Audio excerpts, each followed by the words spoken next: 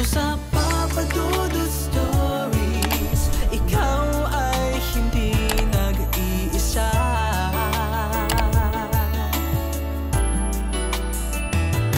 Dito sa Papa Dudut Stories, may nagmamahal sa'yo. Papa Dudut Stories, Papa Dudut Stories. Dear Papa Dudut, sa lahat po ng mga nakatutok ngayon, huwag pong kalimutan mag-like, mag-share at mag-subscribe. Maraming salamat po sa inyong lahat.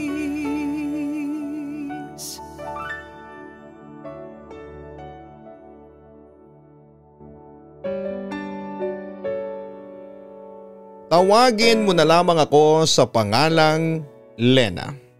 19 years old na ngayon, nakatira dito sa Barangay Elias, Aldana, Las Piñas City.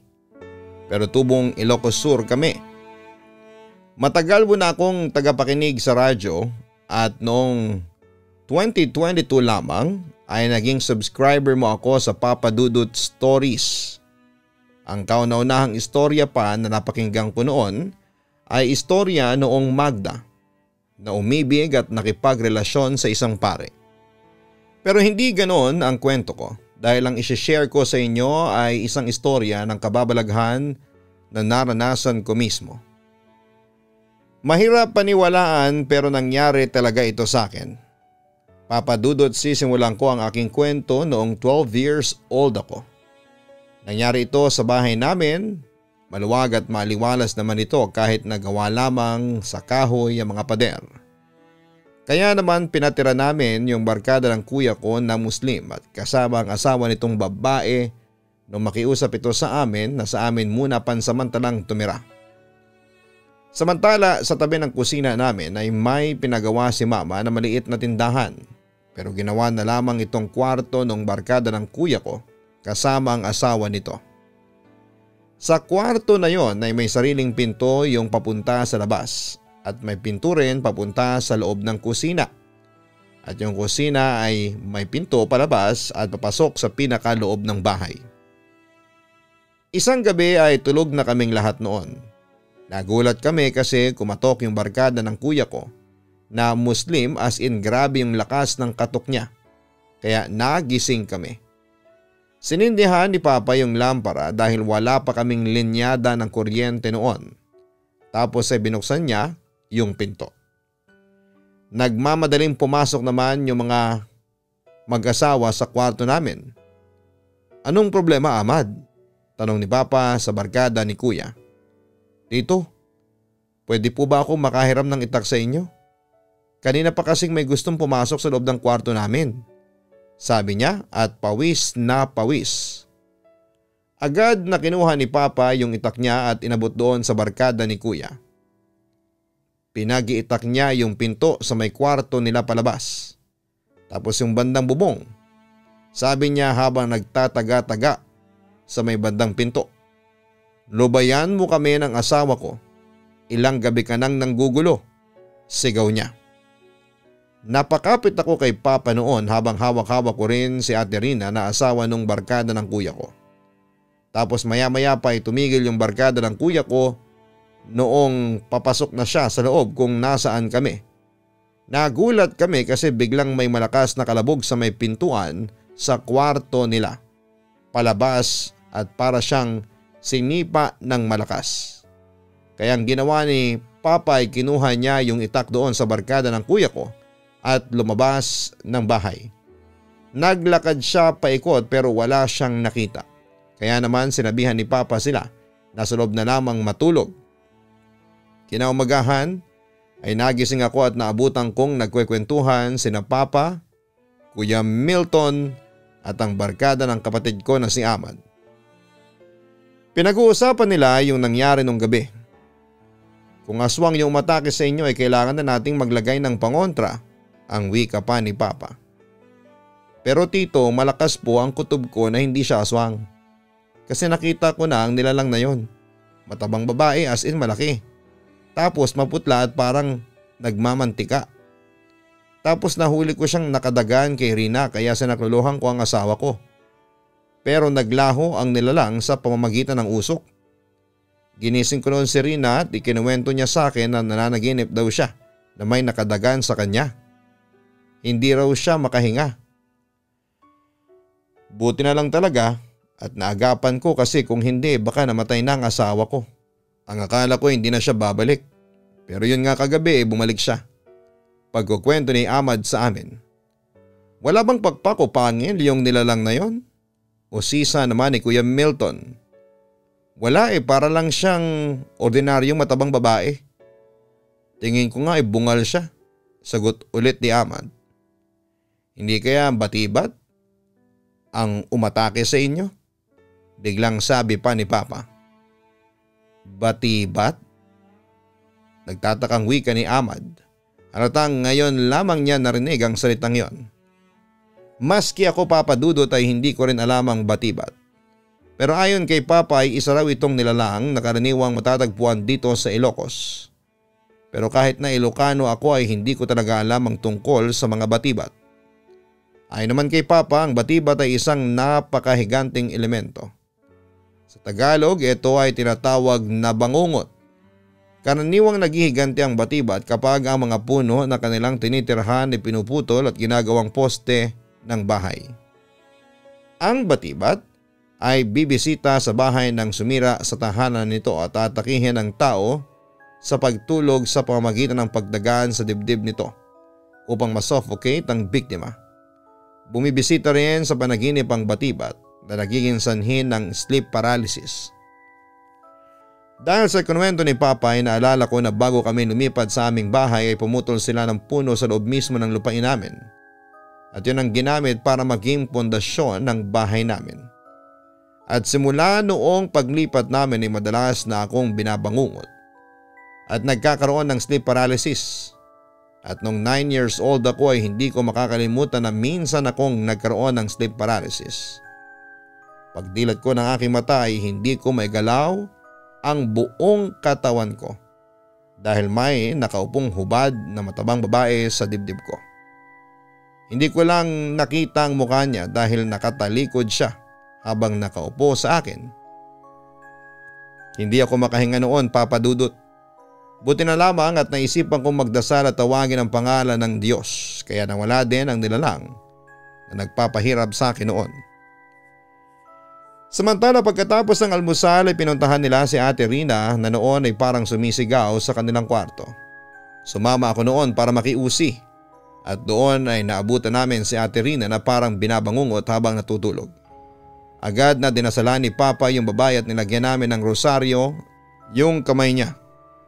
Kasi nag-hallucinate siya na may sumasakal daw sa kanyang malaking babae.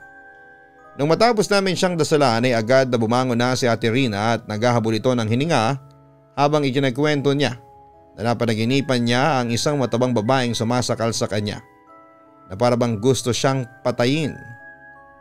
Kinagabihan ay doon ulit natulog sina Kuya Ahmad at Ate Rina sa kwarto namin. Dahil na rin sa takot na baka bumalik ang batibat at bangungutin ulit sila. Hindi naman ako natulog kasi natatakot ako. Nakasindi yung 2 lampara at nakatalikod ako kina Ate Rina at nakamasid lamang sa dingding. Nagulat ako kasi may nag-reflect na malaki at matabang tao as in abot hanggang bubong. Agad akong lumingon sa likod ko at walang nakatayo tapos ay nakita ko si Ate Rina na nakatingin sa ibabaw niya. Takot na takot tapos yung rosary na nakabulupot sa kamay niya ay unti-unting natatanggal ng kusa. Ginising ko si Papa at si Kuya pati na ang asawa niya ay hinawakan nila si Ate Rina sa 2 kamay habang nagdarasal. Tapos ay bigla na lamang siyang nawalan ng malay. Lumabas naman si Kuya Ahmad tapos ay nagbasag ng bote at saka siya nagsugat. Pumunta siya doon sa dating kinakatayuan ng punong pinutol ni Papa sa harap ng bahay namin at doon ay pinatulo ni Kuya Ahmad ang dugo niya tapos ang sabi niya ay tigilan mo na ang asawa ko. Ako na lang.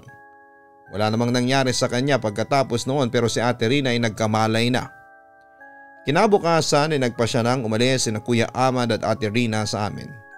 Babalik na lamang sila sa dati nilang tinutuluyan dahil hindi na nila matiis ang panggugulo ng batibat sa kanila. Humingi naman ng pasensya ang papa ko sa mag-asawa dahil sa nakakatakot na naranasan nilang dalawa. Pagkaalis nila, naging normal pa rin ang mga buhay namin. Bagamat 1 o 2 beses sa isang linggo ay nakakaranas ang bawat isa sa amin ng bangungot. Kaya humingi na ng tulong si papa sa kaibigan niyang may kakilalang albularyo. Nung araw ding yon ay dumating ang albularyo at kinumpirma nga nito na isang batibat ang gumagambala sa amin. Kaya gumawa ito ng ritual sa loob ng bahay namin para mapaalis ang batibat. Wala namang nangyaring kakaiba nung mga sandaling yon, kaya inakala ko na baka hindi na umiepekto ang ritual. Hanggang sa noong natapos na ang albularyo ay sinabi niya kay papa. Natapos na raw ang problema namin dahil umalis na raw ang batibat. So umasa talaga kami na wala na ito at hindi na muling manggugulo sa buhay namin. Pagkatapos noon, Papa Dudut, ay nawala na ang bangungot. Nakakatulog na kami ng maayos at sa loob ng ilang buwan ay naging payapa naman ang mga buhay namin. That time ay nakabitan na rin kami ng kuryente kaya mas lalong bumuti na ang buhay namin. Ngunit Papa Dudut, hindi namin alam na parandalian lamang pala ang katahimikan at kapayapaan sa mga buhay namin. Dahil wala kaming kaalam-alam na muling magbabalik ang batibat na nanggugulo sa pamilya namin. Nagsimula ito isang gabi na nakitulog noon sa amin ang pinsan kong si Anton. Kasi doon naganap sa barangay namin yung liga sa basketball. Gabi na yon nagsimula at ang tagal na naging laro nila. Kaya nga mga 12:00 na natapos yung laro nila ng madaling araw. Balak na sanang umuwi ng pinsan ko noon sa kanila kaso'y malayo naman ang bahay nila. Kaya nagpaalam siya kay mama kung pwedeng doon siya muna makitulog sa amin. Pumayag naman si mama noon kaya doon na agad dumiretso yung pinsan ko kasi gusto niya na ring magpahinga that time. Ilang lakad lang naman ang ginawa niya. Pagkarating niya sa amin ay doon na siya pinatulog sa sala. So nagpalit agad noon si Anton ng damit pagkatapos ay diretso higa agad sa sofa. Pagkabagsak ng katawan niya sa kamay diretso tulog na siya noon. Nakahiga siya habang nakaharap sa kisame. Sa pagkakatanda daw noon ni Anton ay nakatuwid daw ang katawan niya nang humiga siya. Nung una akala ni Anton ay magiging maayos ang pahinga niya nang bigla na lamang siyang merong naramdaman na parang may mabigat na bagay na nakadagan sa kanyang dibdib. Sobrang bigat daw kaya nahihirapan na siyang makahinga. Kaya naisipan niyang imulat ang mata niya ngunit nagulat siya at hindi siya halos makagalaw sa pagkakahiga niya nang makita niya kung ano ang nakapatong sa kanya. Isang dambuhalang halimaw na babae na may nakakatakot na muka at kulay pulang mga mata. Nanlilisik daw ang kanyang mata habang nakatingin kay Anton habang tumatawa. Halo-halo na ang nararamdaman ng pinsan ko ng mga sandaling yon. Nag-start na rin siyang magpanic kaya lalong nahirapan siyang makahinga.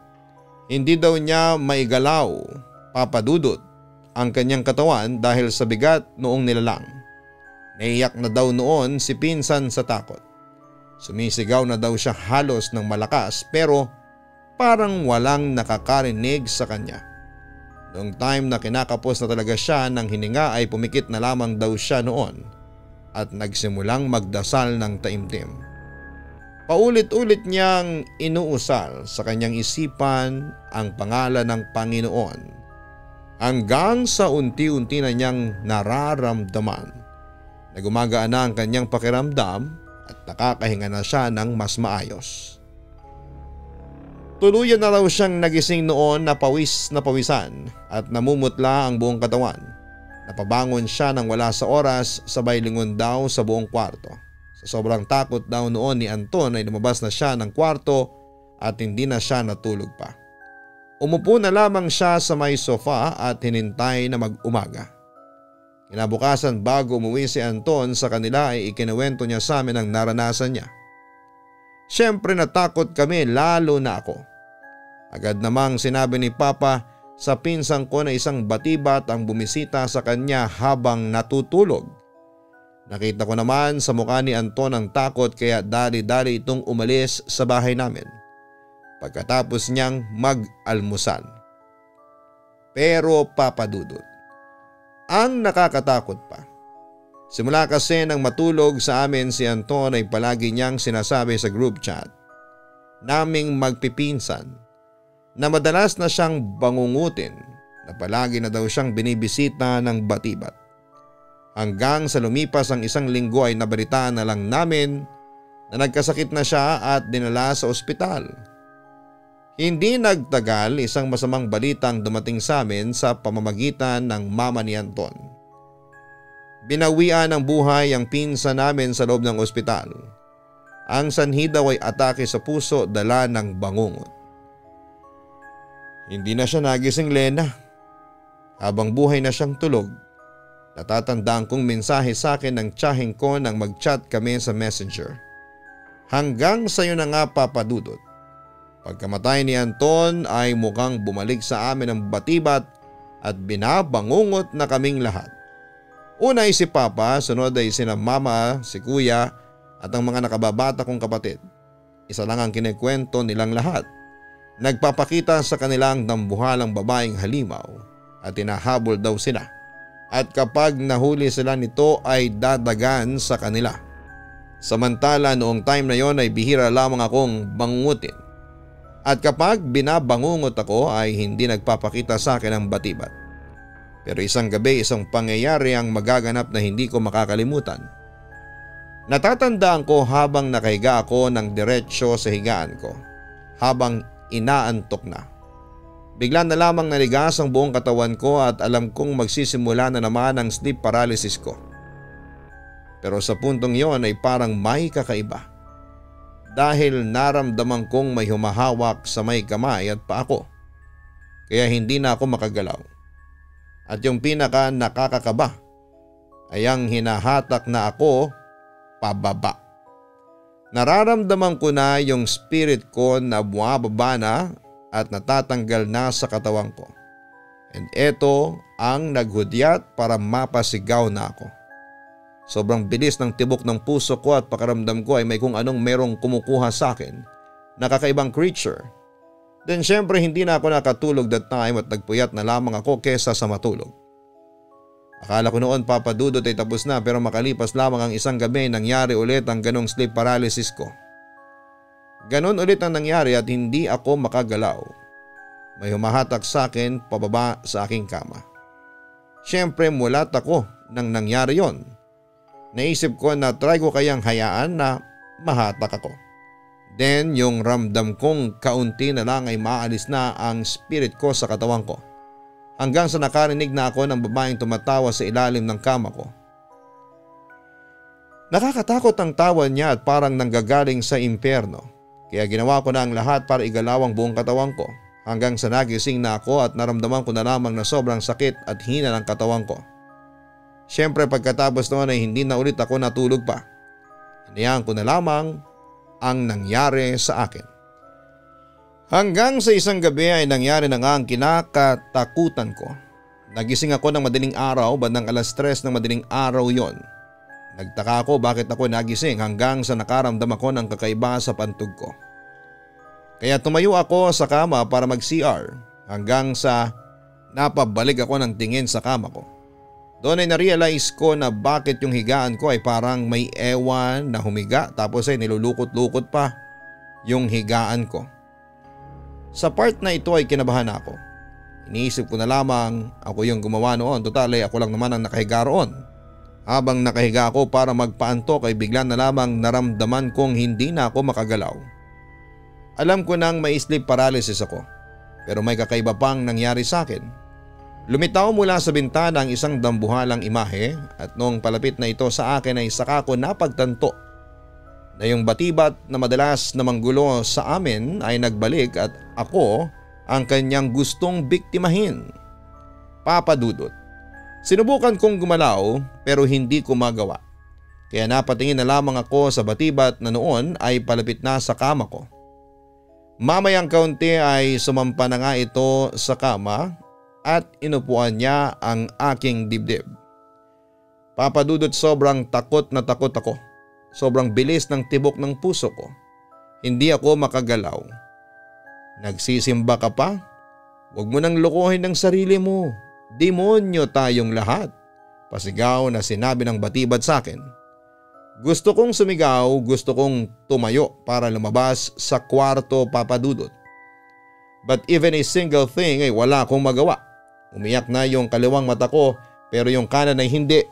Habang nangyayari yon, nagdasal ako na sana'y mawala na ang Batibad sa harapan ko. At makagalaw na ako. Kasi that time ay ibang-iba na ang nangyayari sa akin. Hanggang sa nahirapan na akong huminga noon. Patuloy ang pagtawag ko sa pangalan ni Jesucristo at Mama Mary pero lalong bumigat ang Batibad sa dibdib ko. Pero mamayang kaunti ay biglang nagsalita ulit ang Batibad. Babalikan kita. Magkikita tayo ulit. Pagkatapos noon ay unti-unti itong nawala na parang usok. Hanggang may pumasok bigla sa kwarto ko. Yung mama ko lumapit sa akin at parang nag-aalala siya sa akin. Hoy, ano bang ginagawa mo? Nagsasalita ka ba dyan? Ang weirdo na mga sinasabi mo. Ako naman ay walang masabi dahil sa sobrang takot at kaba. Hanggang sa bigla na lamang akong niyakap ni mama dahil umiiyak na ako ng mga sandaling yon. I just got traumatized sa nangyari sa akin. Nagpadasal ako at humingi ng tulong kung paano mapipigilan ang ganitong nangyayari sa akin. Hanggang sa isang araw ay nakita ko na lamang sina mama at papa na nagbabalot ng mga gamit namin. Tinanong ko sila kung bakit at ang sabi nila ay lilipat na raw kami ng Metro Manila dahil sina papa at kuya ay sa Parañaque na magtatrabaho. Fast forward. Dito nga kami napadpad sa Barangay Elia Saldana sa Las Piñas City. Papa Dudut, para kaming nabunutan ng tinik sa dibdib kasi maganda, maliwalas, tahimik at naging masaya ang buhay namin. Hindi na rin kami binabangungot o nagkakaroon ng sleep paralysis dahil sa Batibad. Samantala yung bahay namin sa Ilocos ay giniba at tinayuan ng mga townhouses. Bali 3 units yon at ang isa ay tinitirhan ng pinsan ko habang yung natitirang 2 ay pinapaupahan ni mama. Nang tanungin ko naman ang pinsan ko kung may nagpaparamdam bang Batibad sa kanila, pero sabi nito ay wala naman daw at hindi naman daw sila binabangungot. Ayon naman kay Papa ay posibleng nawala na yung Batibad dahil nung giniba ang bahay namin ay nadispatcha yung mga kahoy na nanggaling sa pinutol na puno na siyang bahay dati ng Batibad. Papa Dudut, maraming kababalaghan ang nangyayari sa paligid araw-araw. Hindi lang natin napapansin. Alam kong marami ang hindi maniniwala sa naging karanasan ko at ang iba sa inyo ay malamang ay first time makarinig ng kwento tungkol sa isang Batibad. Pero sa maniwala man kayo o hindi ay totoo at tunay na nangyari ito sa akin at sa pamilya ko. At hanggang ngayon ay malakas ang kutob namin na may kinalaman ng Batibad sa pagkamatay ng pinsan kong si Anton. Kung bakit si Anton sa halip na kami ang pinatay ay hindi namin alam ang kadahilanan. Nagpapasalamat na lamang kami sa Panginoon na hindi na kami nasundan pa ng Batibad dito sa Las Piñas. Papa Dudut, hanggang dito na lamang. Maraming salamat at magandang gabi sa inyong lahat. Lubos na nagpapasalamat, Lena. Maraming salamat, Lena, sa pag-share mo ng iyong kwento sa aming programa. Ang bangungot ang isa sa mga karaniwang sanhi ng kamatayan dito sa ating bansa. Hindi ito biro sapagkat isa itong health concern na dapat aksyonan. Kapag ikaw ay nakakaranas ng bangungot o sleep paralysis ay huwag itong ipagsawalang bahala at agad na kumonsulta kayo sa inyong doktor para mabigyan kayo ng lunas. Sa kabilang banda, totoo man o hindi ang mga Batibad ay malaki ang maitutulong ng pagdarasal sa Panginoon bago kayo matulog dahil ito ang magiging armas ninyo laban sa mga nilalang na gustong guluhin ang inyong mapayapang pagtulog. Hanggang sa muli, ako po ang inyong si Papa Dudut. Huwag kalimutan na mag-like, mag-share at mag-subscribe. Hanapin po ang Kaistorya YouTube channel pagkatapos pong makinig nito para sa panibagong horror story. Ganon din ang Papa Dudut Family YouTube channel para manalo sa ating weekly post. Maraming salamat po.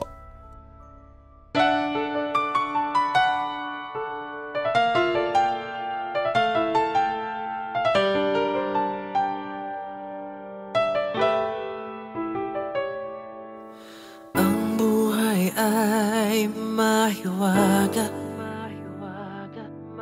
laging may lungkot at saya. Sa Papa Dudut Stories, laging may karamay ka.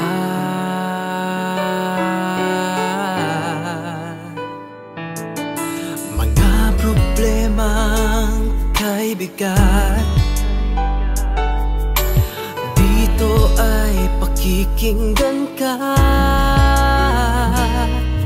Sa Papa Dudut Stories, kami ay iyong kasama. Dito sa Papa Dudut Stories, ikaw ay hindi nag-iisa.